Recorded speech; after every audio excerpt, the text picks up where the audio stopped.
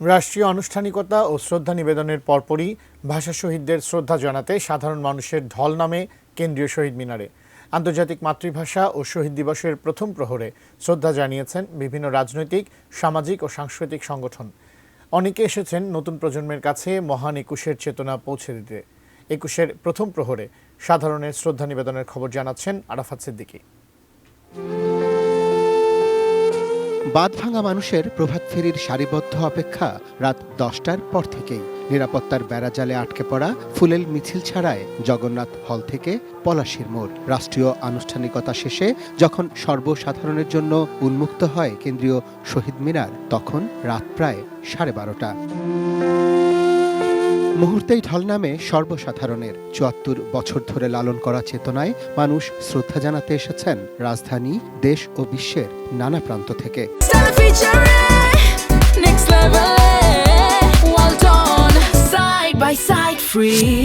আমরা ভাষার জন্য যুদ্ধ করেছি শুধু একটাই জাতি, সেই জাতিটা হল বাংলাদেশি।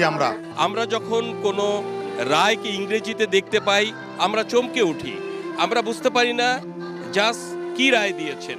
অনেকে এসেছেন নতুন প্রজন্মের হাত মুঠোয় নিয়ে, যেমনটা তারাও এসেছিলেন পূর্বপুরুষের হাত ধরে। মাসি গো মাসি, হচ্ছে হাসি, নিম গাছেতে হচ্ছে সিম, হাতের মাথায় ব্যাঙের ছাতা, কাকের বাসায় বগের ডিম। কিভাবে ভাষা শহীদ হয়েছে, কিভাবে আজকে এই বাংলা ভাষায় এই অবস্থা, এই কারণে আমি ওকে চেষ্টা করি প্রতিবার আনার।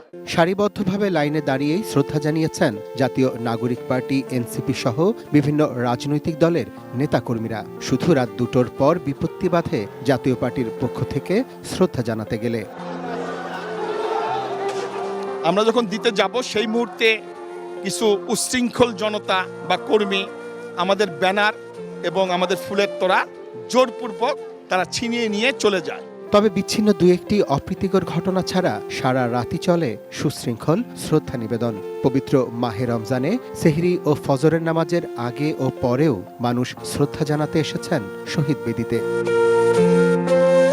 আরাফাত সিদ্দিকী, এটেন নিউজ, ঢাকা।